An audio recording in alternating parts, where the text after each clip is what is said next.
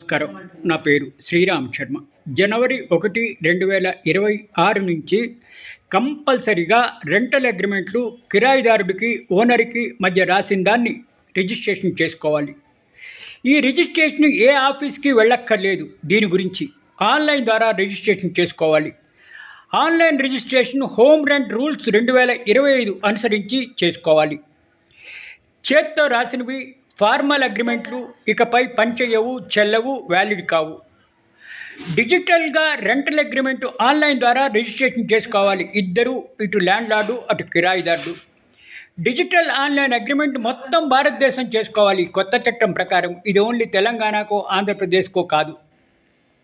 ఒకవేళ online digital registration చేసుకోకపోతే 5,000 రూపాయలు పెనాల్టీ ప్రభుత్వానికి చెల్లించవలసి ఉంటుంది.